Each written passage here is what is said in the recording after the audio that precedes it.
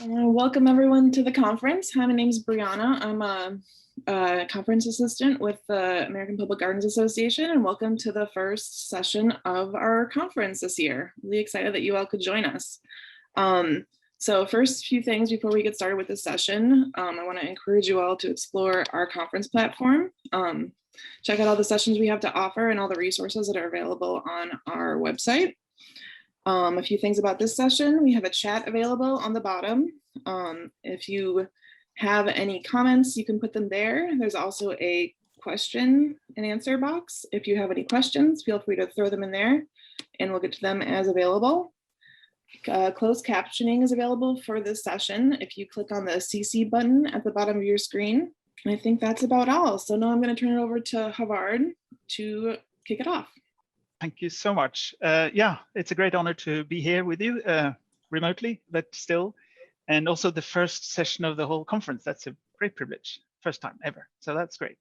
So thank you so much for joining. The topic or the title of this workshop is Rethinking Plant Records. I'm going to share my slide deck straight away so you can participate in that. So together with me today, so my name is Havard Ostgaard. I'm the CEO of Botanical Software, and together with me is Dr. Waheed Arshad. Maybe Dr. Waheed, you could say a few words, say hello. Hello everyone, welcome, and it's a great privilege and honor to be taking part in this workshop, and lovely to hopefully see you all in our sessions later today. So thank you. Yeah, so we're gonna have 90 minutes where we definitely try to create some excitement and dialogue with all of you. We're going to start talking a bit about why plant records. We feel that sort of like something that question is often forgotten in the sort of spur of the excitement of actually doing records. So we're going to not spend too much time on it, but we're definitely going to talk about that. And then we're going to have some polls and discussions about how things are going in your garden, and then you get to also probably meet some new people, hopefully. So that's exciting. That's always the whole thing about being at a conference, to meet new people. And then after that, we're going to also talk a bit about our background as a team here that's joining the conference. And then we also going to round off by talking about the thoughts that we have about plant records and look for the future. So with this group today, we have 60 people fully signed up. That's really great. I know that they're trying to sort out the breakout rooms. It's a challenge to manage these kind of people, so that number of people. So I think that's probably max from a practical point of view. And you see that there are the sort of North America is very well represented here. So that's really great. Very excited to have so many of you joining.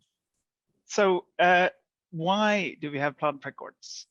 I think a lot of people will say, oh, why not? I mean, it's an obvious question for many, but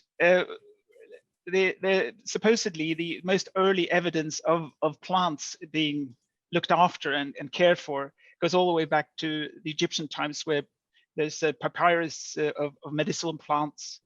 And obviously we know the Gardens of Babylon and the works from the Greek philosophers where they discussed plants. So there's no doubt that people had plant records all the way from the start. And why did they do that? Well, that's to learn and understand what kind of plants they're looking after. But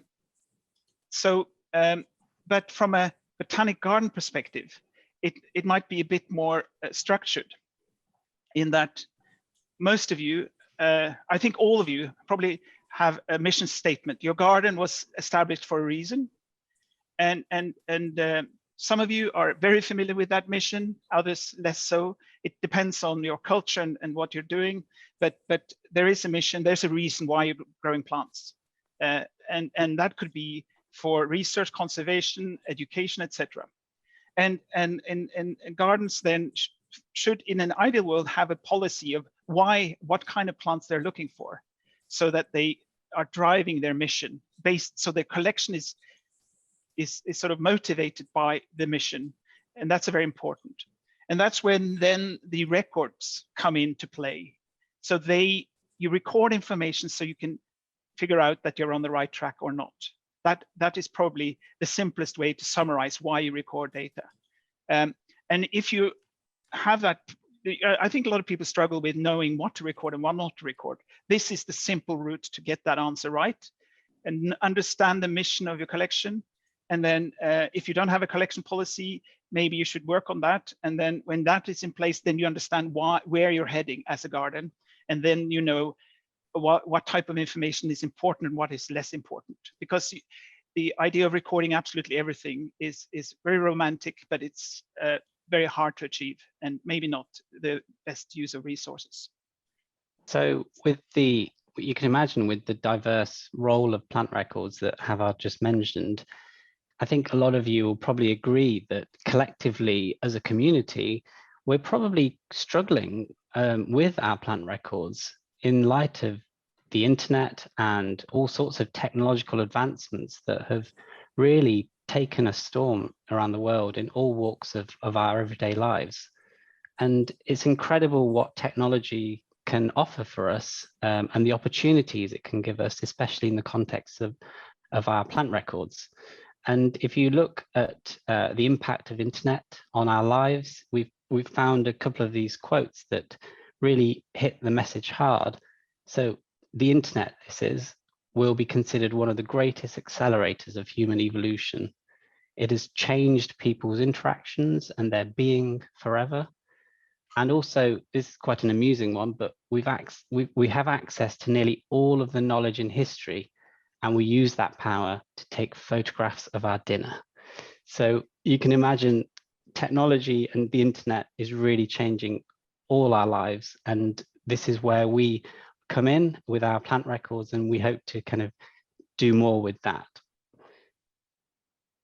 And if you also think about the product of your garden, so the garden, typically you might consider the physical representation of that as your physical plant specimens. But plant records are actually the digital representation of your garden. And we need to get the most out of those records and how we interact and use those plant records for more than just an inventory. So you can imagine your physical garden that's represented by your plants and your virtual garden represented by your plant records. And with that in mind, have a think about data, knowledge, and how that can give you so much insight into your data and your plant collections, because data is really king in today's times. So with that in mind, why are we rethinking plant records? Well, I think many of you will agree that there's something seriously wrong in the community. And we can start to tease that apart when we look at some of the data provided by the BGCI, for example, Botanic Gardens Conservation International. And this is a body of almost 4,000 gardens.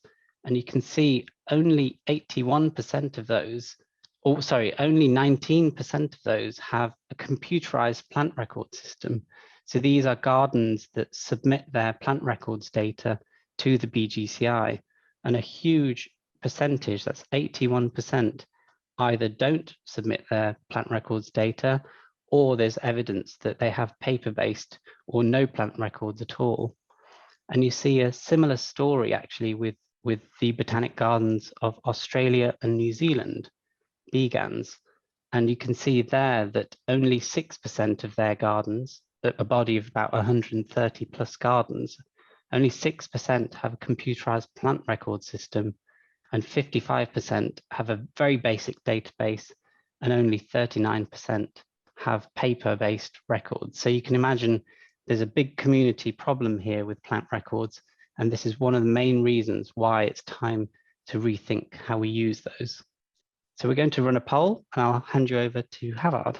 We'll let so there are two questions. Do you feel you were up to date with your plant records? And then you can agree or disagree on that. And do you feel your plant records are accurate?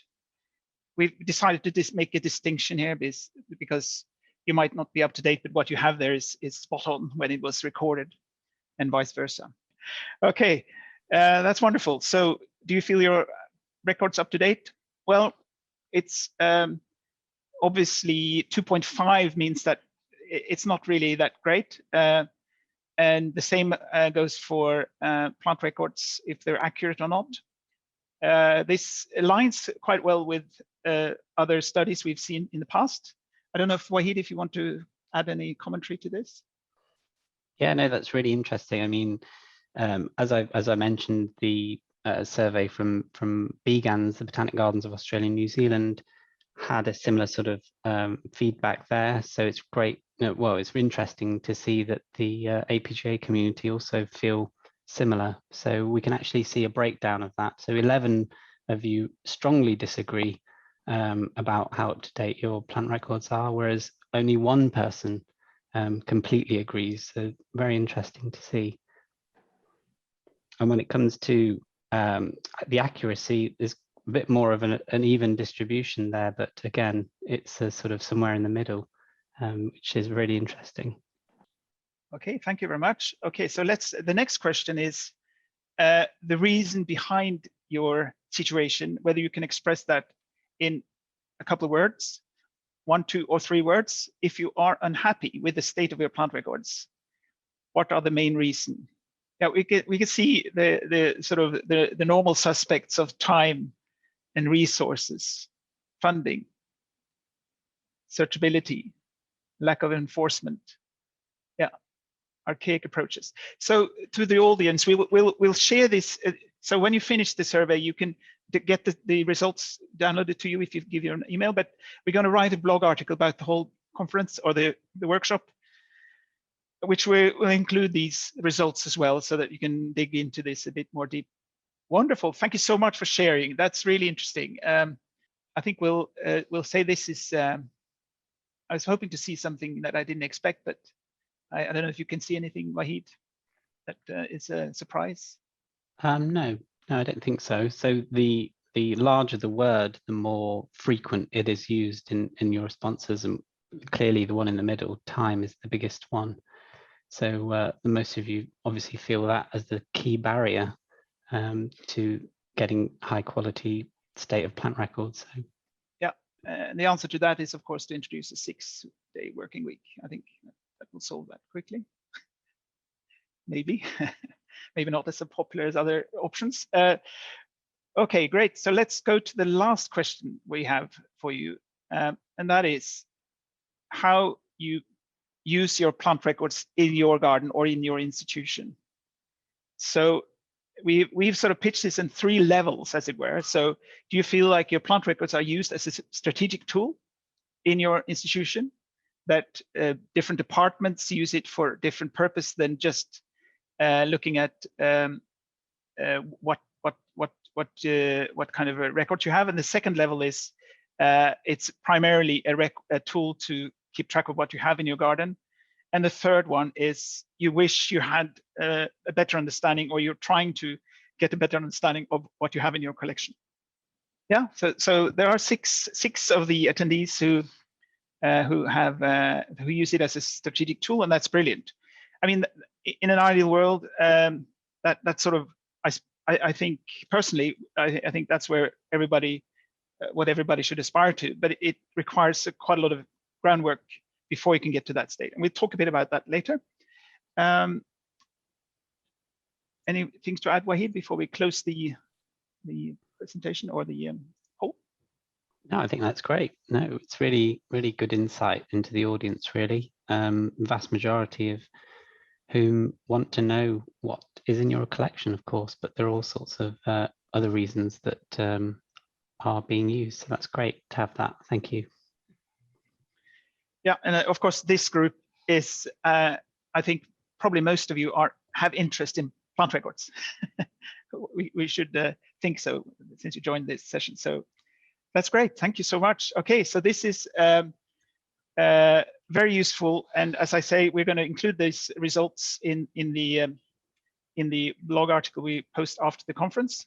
So the next thing we're going to do now is, based on what you saw here, we're going to break out into different breakout rooms, and there are 2 things we would like you to discuss.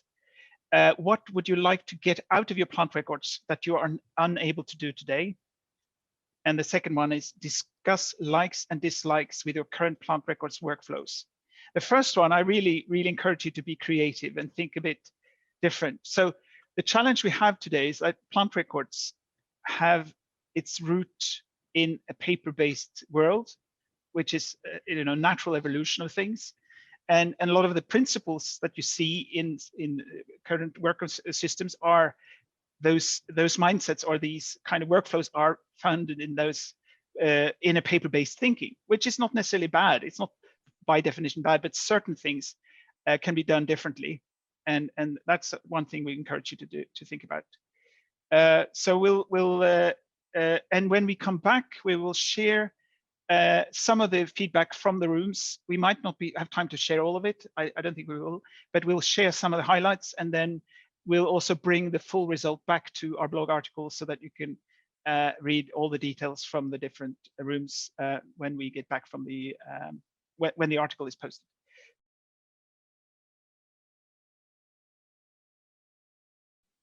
Okay, wonderful. I think we're all back in session here. Thank you so much. That I can see that there's a flurry of activity on the board. That's really exciting. So what we'll do now is we're going to talk to some of the rooms to see how much time we have. So I'm going to share my screen so everybody can see the rooms one after the other when we go through it. So I'm going to start with your room, Waheed, because you're number one. So that's the only reason. So how did that go? Great. Yeah, great. Thanks. Yeah, we had some interesting discussions, and both Dee and Esther and Abigail, all three of them were fairly new to the realm of plant records to some extent, in that it would be nice to know exactly what they have in their collection and getting a system that they can start using, especially in the context of things that require perpetual care, getting all of those databased, or collections of particular plants like daylilies that are currently sitting in an Excel spreadsheet. So getting those, knowing where they are, and using them strategically, for example, as a national status for their collection. So that was really interesting. And in terms of what they liked and disliked, well, there wasn't much that they liked actually with their current approaches, because of being quite fragmented in places, and paper-based as well in some areas. So getting up and running for a start is a good place to begin, and then of course integrating with other systems such as a task app in MS Teams, for example, or integrating with other internal communications where maintenance tasks and maintenance records are part of the workflow. So yeah, I think that was the summary. Yeah, that's really interesting. I have seen that kind of task question coming up regularly, and sometimes people say the opposite. Oh, we have so much to do, we don't want to be reminded of it. But it makes a lot of sense. I suppose that's lack of time to actually do your work, but that's really brilliant. Thank you so much. So now let's see where we can go to the, should we do it in chronological order? So let's have a chat with Dave Toomey, the Hello. designer from Botanical Software. Hello, Dave. How's it going? Yeah, very well, thanks. So yeah, we had lots of interesting discussions around labeling and the challenge of making sure that labels stay with the plants and that they also connect to the correct records. We discussed some problems with some of the sort of more modern technology solutions to labeling, like chips and RFID issues. You know, what do you do with them? Do you bury them, etc. Things like that. We also discussed some mapping issues in terms of accuracy, and integrate, and just said that more integration with ArcGIS would be good, and being able to understand how accurate your mapping is whilst you're actually in the map, to see, you know, the level of accuracy would be a really useful feature. In terms of likes and dislikes with our current plant record workflows, one of the positives that we had was that lots of fields that are exportable, is really useful for reporting and creating spreadsheets and so forth for inventory, etc. But the downsides to some of the systems currently are that just a huge amount of time getting that data into the database in the first place. We also had somebody that has recently combined a number of different campuses together, and they're able to now compare their records across the different campuses within the same system, which is really beneficial for them. And some of the other issues that we had were keeping track of changes in nomenclature is cumbersome, and also keeping up with IUCN. And we also said that we also had a little discussion about how and when to accession when you're propagating material. So what's the best way of doing that? Should you accession everything whilst you, or before you propagate, or do you wait to see what's successful and then accession after? If there are problems with the current workflows with both of those different solutions, the problem, and ultimately some kind of batch processing or notification system that helped to keep the records clean would be useful. Yeah, the propagation story is quite interesting, because you sort of instinctively you want to record each stage, but I suppose when you're doing trials and want to figure out what is the best approach, then it's extremely valuable to know what you did. But if you're repeating a propagation cycle that you've done 100 times, it's less valuable probably to sort of, so yeah, it's one of those things that constantly pop up, I think. Yeah, it's really interesting. Anything you see here, Waheed, that nomenclature is, well, sorry, I asked you a question. The nomenclature is like omni, so most gardens find that a big challenge to keep track of and keep up to date with the nomenclature. That's definitely a big one. Okay, cool. So let's, I'm going to dress it up. I'm going to go down to Martin and his group number 5, just to get a bit of variation. Let me just unmute myself. Okay, so in our group there was a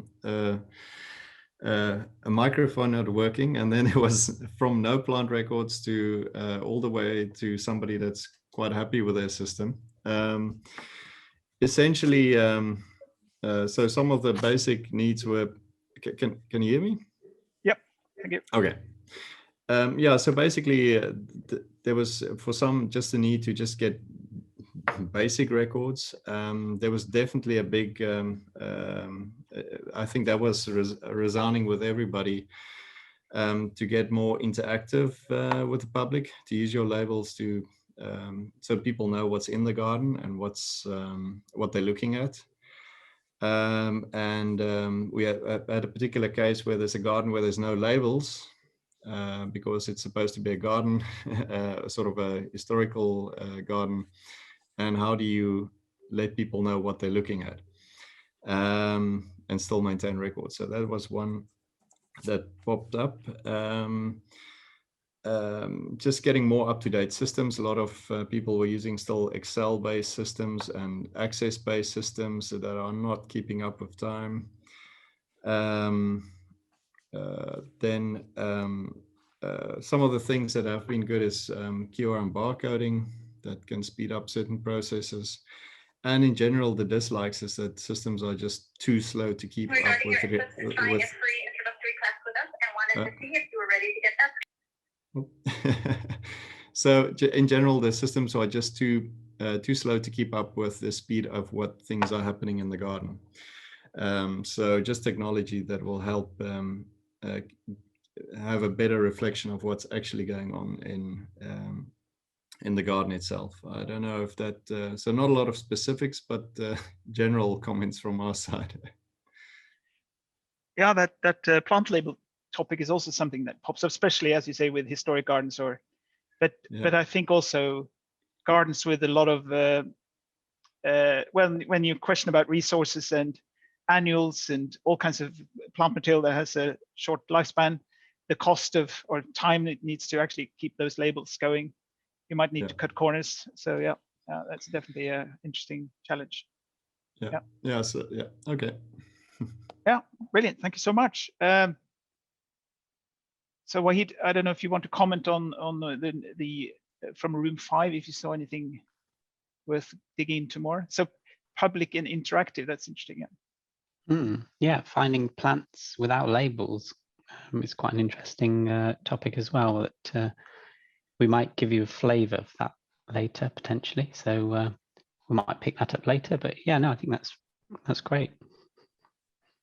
Wonderful. It's nice to see that there's a bit of variation in the feedback here, so that's good. So let's go to group 9 with Beth. Hi.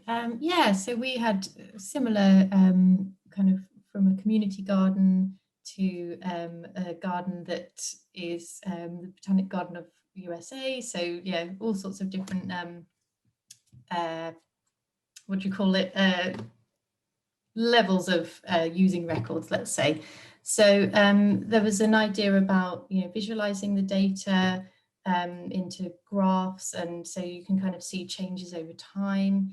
The idea that there are lots of gardens within the one big garden, so kind of integrating all of the records into one place. And there was a lot of comments about groups being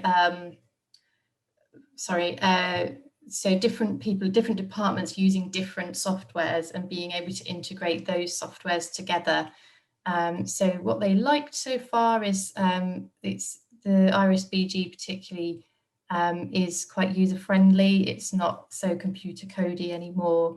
And there was comments about the GIS mapping of the, particularly arborists seem to like using that system. And then from the dislike side of things, there was a lot about just not being able to integrate very well, but also a lack of customization. So particularly things like roses, where they have a slightly different way of recording. It's not so easy to record in the exact same way on the IRIS-BG. So yeah, it was our sort of theme was a lot about integration and different people speaking to each other and different systems. Yeah. I see they're using integration. Okay, wonderful. Interesting that they mention photographs. Okay, that it's hard sometimes. The questions that pop up are, of course, depending on the situation they're in, and So let's move to the right and see. It's Ludo. Hello, Ludo. Hello. Yeah, so we had a couple of points that were echoing things that have already been said. So namely, looking at how the public can engage in a database, not only to kind of understand what you've got, but to seek out potentially specific plants and enjoy your garden whilst they're there. And how it can be as kind of user-friendly and kind of customizable as possible. So there might be different terms and fields that internally you would refer to specific collections or parts of collections by. So being able to kind of have that level of customization was something that was identified as a kind of a value add.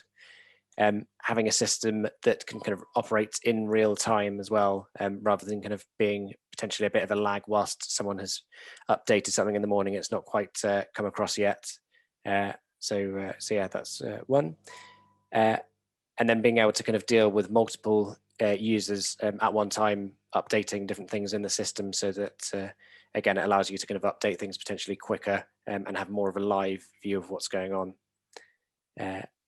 Another thing was around how it would be great to kind of be able to show in detail location, as well as the kind of traits that you're documenting about gardens. And then one other one which was interesting was around how being able to kind of understand how your collection compares to others from a kind of conservation perspective, but also from a kind of being able to just understand where your collection fits into nationally or internationally. And the significance of specific plants and the importance to look after them, I suppose.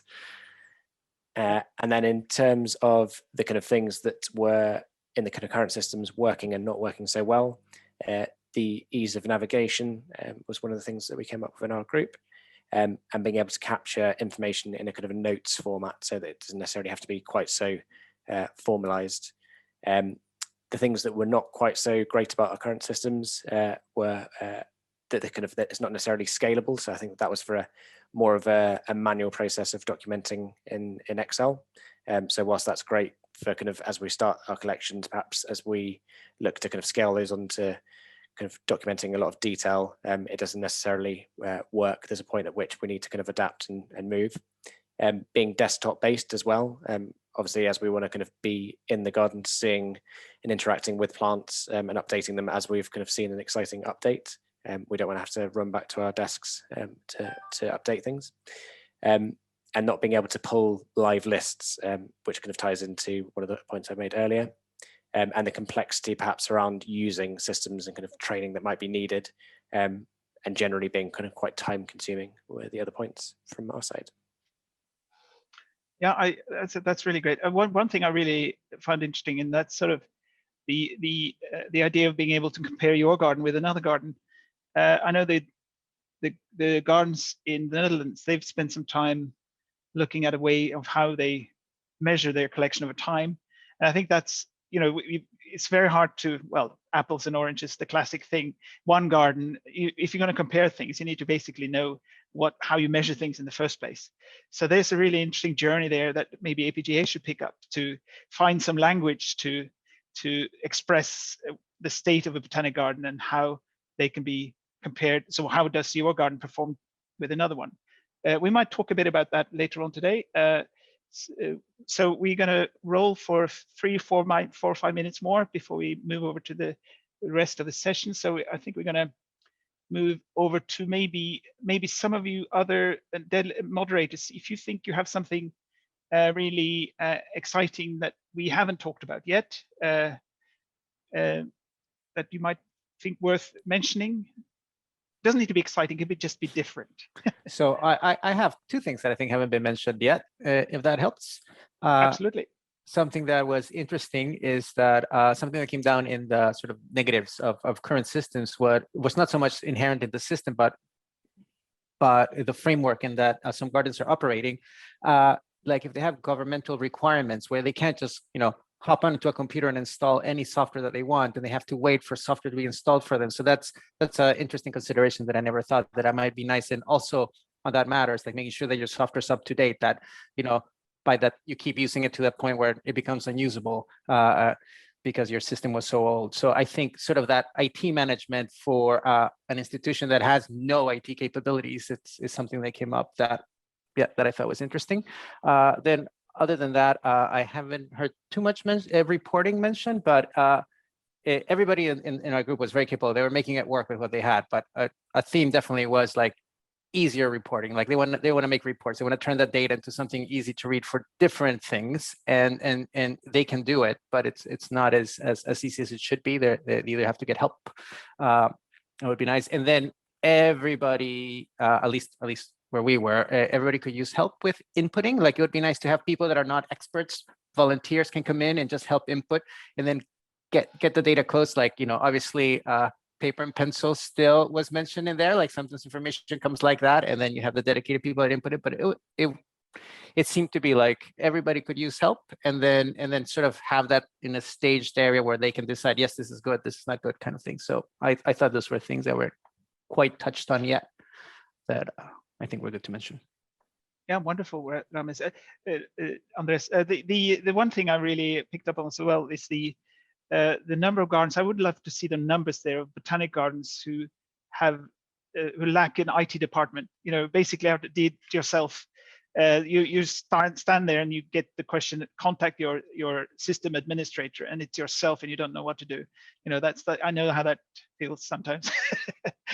Anyway, so yeah, thank you very much. Anybody from the other groups that feels that they have something extra here that we didn't touch on? I can see 3 points in my group. Oh, brilliant, John. Thank you. So one is automation of tasks. Like if we add data to the database, that some tasks should automatically be performed. Like we have a pest, so maybe garden staff should be informed automatically. And, you know, if we put it in. Data input standards is a second point. Like people have very different standards for how they assess things and perform data input, and the more coherent the data input could become, the quality of the data would increase. And I think everyone agreed on that speedy inventories or ease of making inventories would be a real saver, because it's hard to keep up with inventories in many gardens. Yeah, thank you very much. I think that sort of idea of you could see that to some degree with the IRIS-BG, BGBase, etc., where you want to try to sort of one size fit all, and there's great variation. Botanic gardens are so different from each other, and why they have plants is different. So they record, of course, different information, and for some gardens, certain information is super critical, and for others they don't even record it. So there's definitely some let's say opportunity there to make life easier for gardens and staff. I think we have time for one more, I think, before we need to move on. So I don't know if Margarita, Miles, or yeah, I've got. Okay, you go ahead.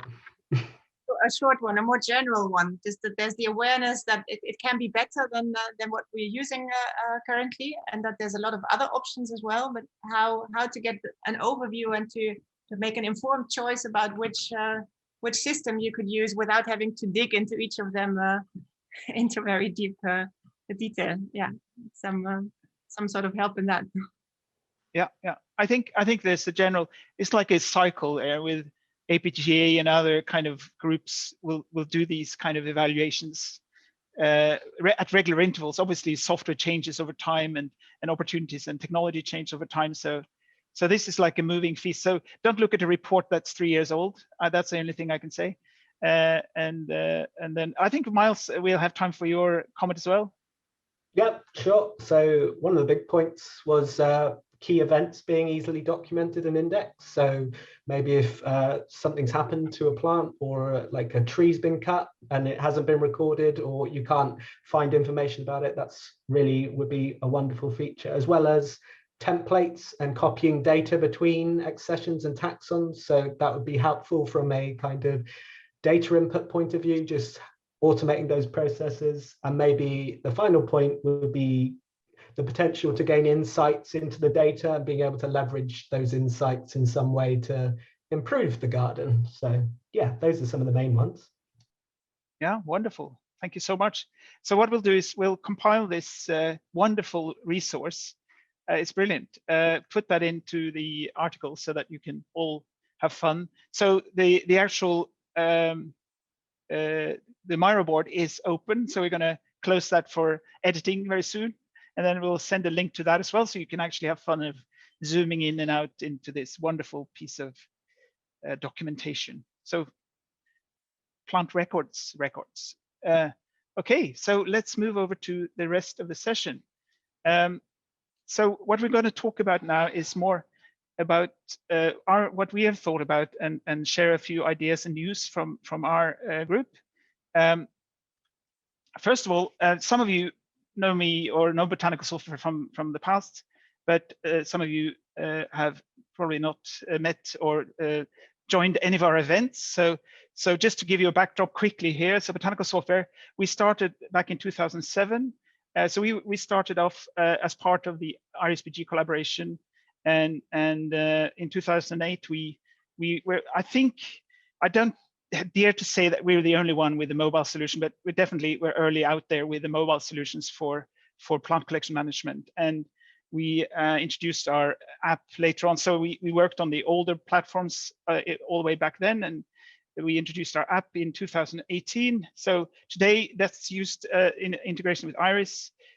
So we have about 700 users on this platform, and it's used on all 4 continents. So that's great fun. At the end of 2019, we ended the collaboration, the IRIS-BG collaboration. So this was a collaboration between companies in Norway. So that's when we also changed the name to our product to Floria, just to make it clear about the difference. You can read more about this if you're interested in the history behind the change and stuff, but that's on our website. Last year, Botanical Software joined the Candide group.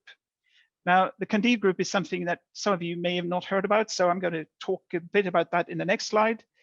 And today we are in 2029, and we 2029, so 2021. That was a Freudian slip, maybe, I don't know. We feel like 2029 maybe in the next slide. So we are ready for the next phase, which we're going to talk a bit about. So with our team here, me, CEO, and as you already met, Waheed, Dr. Waheed, so he's our botanical scientist. we also have David Toomey. He was here on the call, so he's our chief designer. Maybe you could say hello, Dave, just quickly so people can see your face popping up.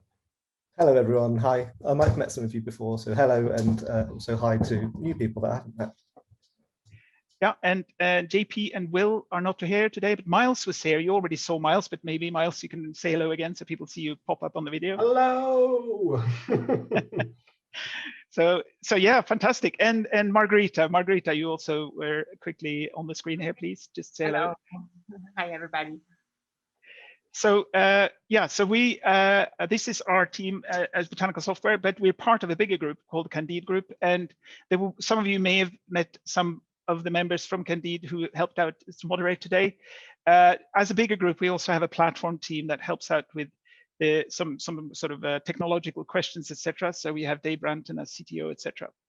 Waheed, maybe you could talk a bit about the Candide Group as a whole for us, please. Yeah, so as Havard mentioned, we're now part of the broader Candide Group, and it's very exciting because the bigger team at Candide is made up of 75 or more now brilliant people. The vast majority of those are software engineers, but there are also product designers and product managers. There's a team of horticulturalists and also some experts in real cutting edge techniques such as machine learning and augmented reality. And these are really sort of innovative fields of technology that are really untapped at the moment. So very exciting to be part of this brilliant team. And in terms of Candide, the broader team, they have 2 apps already, one of which is about digital ticketing solutions. So it's enabling people to visit gardens with a contact-free approach that can enable gardens to record and to really manage their visitor footfall. And also they operate in the marketplace realm. So it's allowing people to buy and sell plants. And this app, which is called Candide Gardening, is actually available in the United States. And it's also available in the UK and South Africa. And there are about over 500,000 users now for that particular app. The second app that they have is Candide Labels, and that one is actually available globally on Apple devices only at the moment. And that one really uses that machine learning that I've been just briefly mentioned to automatically identify plants, and also enables people to place labels in the virtual space using augmented reality. And this is really exciting because, as I mentioned, that technology is really untapped at the moment, and it can connect people to growing and care information. And you can see how this type of technology might have a future application in plant collection scenarios, which we may touch on later. So with that in mind, we are sort of really honored and to be in a position with all these resources, background and skills and expertise. With that behind us, sort of really as a full force team, we are so pleased to announce Hortis, which is, we believe, the next generation of plant collection management. So I'll hand you over to Havard, who is going to walk us through what Hortis will provide to gardens. Yes, thank you, Waheed. Yeah, so this so Hortis will launch with onboarding later this year in after the summer, and the title we put here is "Understand the Value of Your Living Plant Collection." So we've been looking at this particular question about the existing what should we say, state of affairs in plant records, and we are trying to solve many of those problems that people are struggling with. And every time we have these discussions with clients and customers and the community as a whole, we learn more and more about the problems that people have, and we have started working on many of them.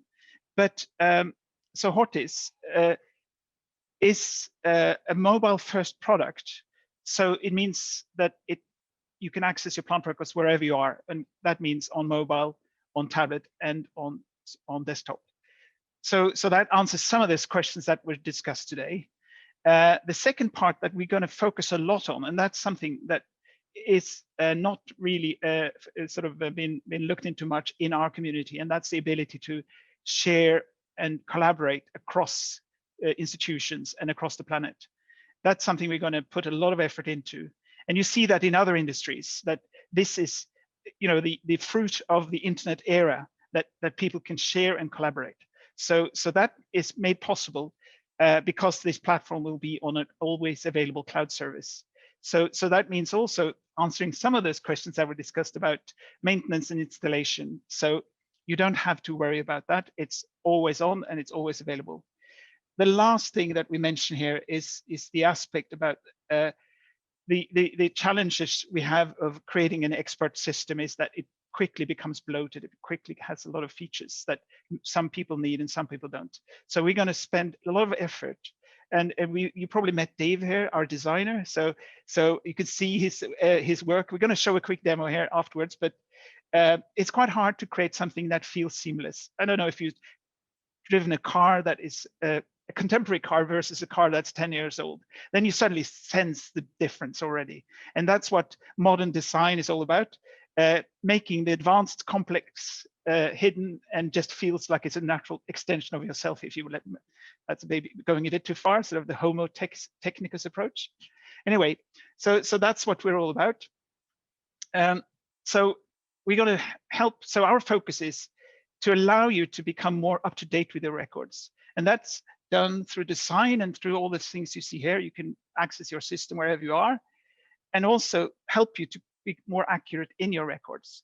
And then eventually, as an institution, it will help you to become to reach a level where you can use your plant records as a strategic tool and not just like a sort of a chore that you need to sort of, oh, we need to make sure we're up to date. So, but you cannot use it as a strategic tool if you fail on those two first ones. That's sort of almost given. You need to give this as your sort of, you need to trust the data. And so obviously the strategic part is also how we wire this up and how the product delivers on different aspects. We'll talk a bit about that afterwards as well, quickly. So we spend a lot of time looking at the problems that occur today. We're not going to talk too much about that, but join our webinars and workshops going forward, because we're going to dig more and more into these problems. We're going to tap into a couple of these questions just today so that you get a sense of where we are. One is what we call value scoring. And that is one sort of, I think that's what probably mentioned a bit, but the problem of communicating with your peers, your colleagues, and to visitation, the value of individual plants. You know, you might have a plant that looks really ugly, but it's really valuable because it's a conservation plant, or it's historic. It was planted by, you know, President Eisenhower or something.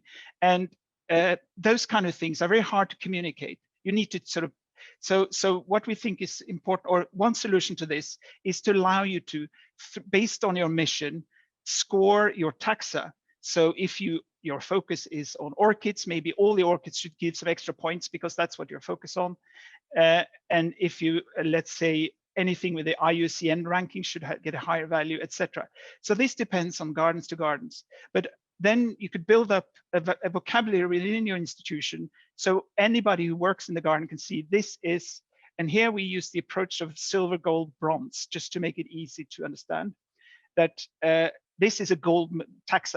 Anytime we get a taxa like this, we should really look after the plants. There might be a reason why the accessions should be valuable. It might be wild collected material, for example, or it might be supplied by, I don't know. So there's many different reasons why these numbers will change. What is really interesting is, one, being able to communicate this with within your institution, but also outside your institution. But also then you are able to monitor your collection over time in a very different manner than you were in the past.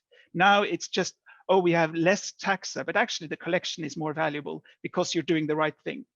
So this is a very exciting thing that we hope to launch relatively early in the product, because we think this is, yeah, it's going to make a difference for a lot of people.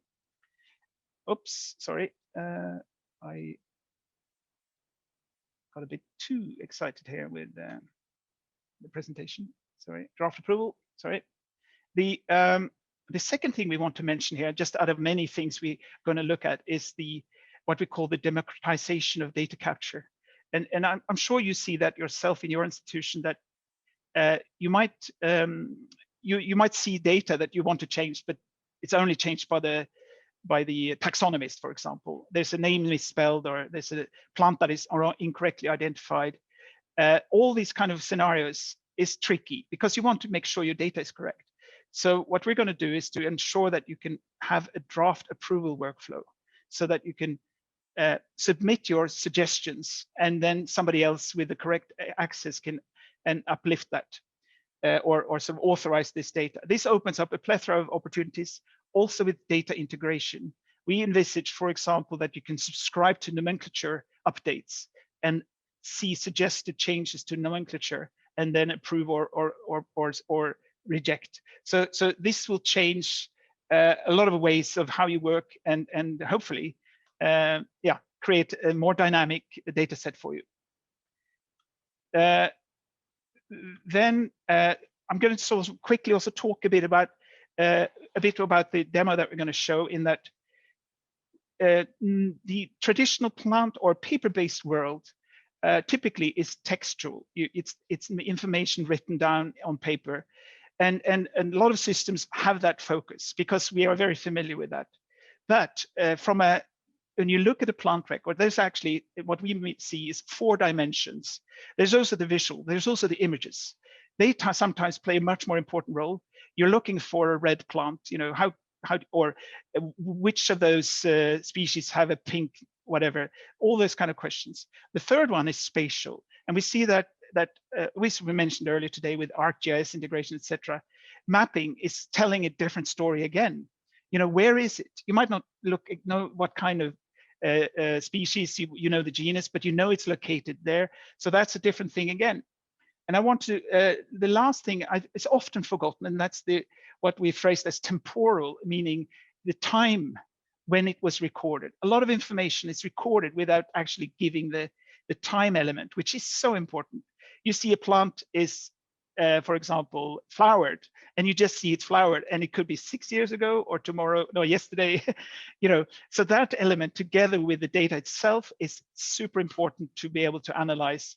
And if you have that, you can basically have a full moving kind of, what shall I say, a virtual plant collection that you can analyze to its full extent if you have those, the date aspect to it. So I'm just going to go and run a short demo for you to showcase some of the aspects of Hortis.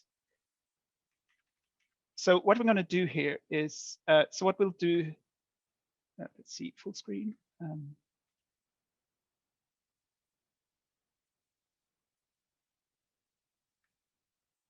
Yeah, so sorry,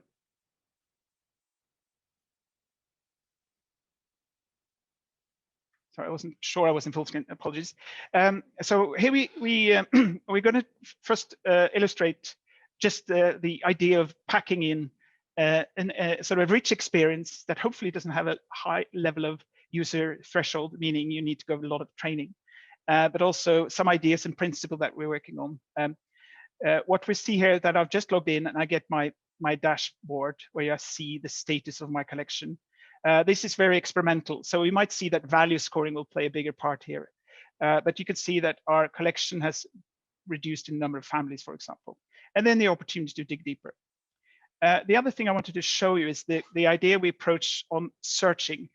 We're thinking that search should just be a feature that's always available, and it just searches like you are familiar with on Google. I want to look for things, and it's always up here. And then you could just start typing and it will find data. End of story, very simple. I'm just going to go for example that's slightly more advanced. So I'm going to filter on plant material. And I'm also going to look for plants, and not, in this case, plants or seeds are option in this database. And then I'm going to look for Melanculas or Melaleucas, sorry, or tea tree for some of you who may know that. I'm very proud that I know. So you see here now we got 5 Melaleuca species coming up, and then I click search, and now we come to the aspect we mentioned about the dimensions of a plant record. Now we get our Melaleucas presented in 4 different ways. We get the spatial, where it is in the garden. So I can go in here and investigate more. So there's 3 of them in the Mediterranean or meditation garden. And you can see how easy it is for me to investigate further. And then I get a journey into the actual records where I can have a look and play with them. But if I were on the visual point, I knew how it looks, but I can't remember the species, for example. Then I would have had this option instead. So that's like the second dimension where I can then view and look at the plants or the pictures related. And again, I can then dig in and find the records related to that. And then the list as the fourth dimension. No, that's the first one, sorry, where I have the data sorted, or I can sort and filter. This is the one you're very familiar with. The final thing is I also want to mention that obviously conservation work is very important, and those gardens who are involved in that data of those 81% that Waheed talked about, a lot of these gardens actually have important plant material that is maybe recorded in paper, what we don't know, but the importance of the accuracy there is vital. So if you say you have wild collected plant material, but you don't know where you got it, it might as well be garden variety. So here we have 3 Melaleucas, and then you can also here go in and look at the where it was collected and details about the same records. So again, I sort of showed you quite a complex use case where you could actually get access to rich data, but with our design and work here, we can sort of present that route to you in a quite a easy, discoverable manner. So that's where we are with the product. That's one example of how we're trying to solve fundamental problems, if you like. So then I would hand over to Waheed, who will talk a bit more about some more exciting, or what shall I say, some more futuristic aspects of record keeping. Yeah, so as you can imagine, with the expertise and resources that we have at Candide, I mean, the technology is there. It's really a case of wiring it all up. And this is a really good example of where it has been wired up for a particular audience in terms of Candide labels. So this is the app that Candide have that's designed for people, horticulturalists and sort of garden plant enthusiasts in the home, and they can automatically identify their plants and place labels in a virtual space. And as you can see, my colleague Helen is demonstrating there a bed of flowers where those labels have been placed and those names. And once you go into that record, you can, in this particular case, get growing and care information. So with that technology, the potential is certainly there, and certainly with Plant ID and virtual experiences that are now sort of around in the scene, it's a case of hooking it all up, and even for a potential inventory workflow through the camera. Who knows? The potential is certainly there. So also we wanted to mention, just conscious of the time, with our community and support element. So the way we work is that everything we do is driven by the customers. So that's the gardens, which is essentially you, everyone on this call. And the way we work is that our research is all community focused. So we speak to our gardens, we speak to our clients and learning about your workflows, such as what we heard earlier today. And that all feeds into our design and development process with our engineers.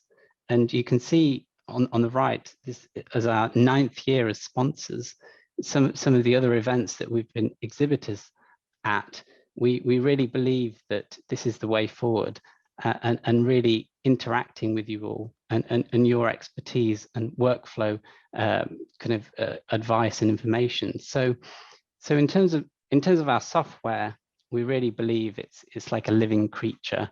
It needs nurturing and it needs regular contact with the people who are using it and also developing it. So we have regular community webinars that Havard mentioned earlier, our annual community conference that we've been running since 2011, our sponsorships such as the APGA, and also we hold a reference gardens program where we interact with some gardens and really dig deeper into some of these concepts, such as the draft approval or the plant collection value scoring that Havard mentioned earlier. So all of these events, including our roundtable meetings we host regularly, and information for that is all available on our website at Botanical Software and Hortis. Thank you. Yeah, and yeah, sorry, wait. No, that was it. Sorry. Yeah, and I was just gonna mention Havard got some very exciting news. Yeah, thank you. Yeah, so with Hortis, we are extremely honored and proud as well to be selected as the preferred plant record system for the botanic gardens in Australia and New Zealand. So we're going to start. So this goes back to our story about botanic gardens who doesn't have a plant record system or have very basic records. This is the group that we're going to help, first of all, in this early phase of Hortis. And hopefully that 81% that you showed with BGCI reporting will drop as we progress. That hopefully happens globally, but primarily now with BGANs, they are we start with them in next after the summer to onboard these first clients.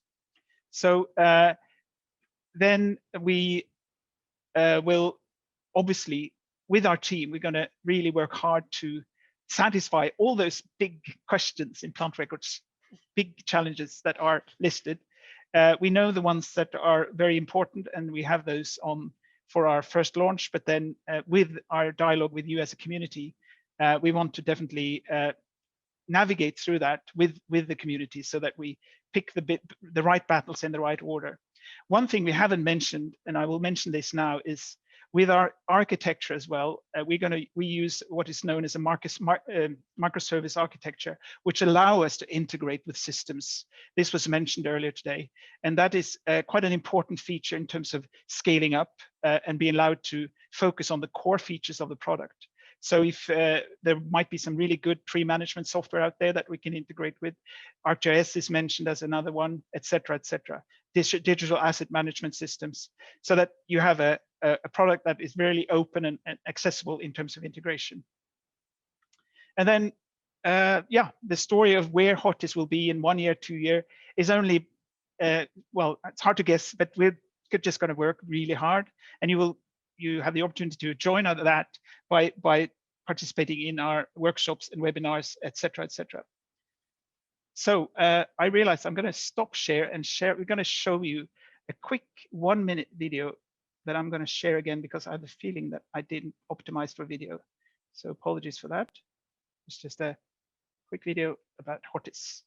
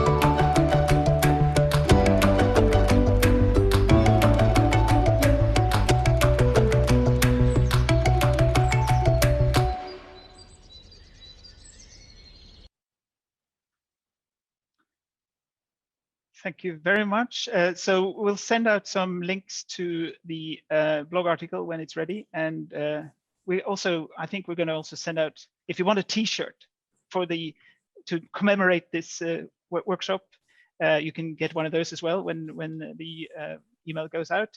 So we don't, unfortunately, it's exactly 90 minutes in, so we don't unfortunately have any time for questions, but obviously send emails, sign up to newsletters and ask questions. That's what we're here for. So again, thank you so much for joining. Thanks, everyone.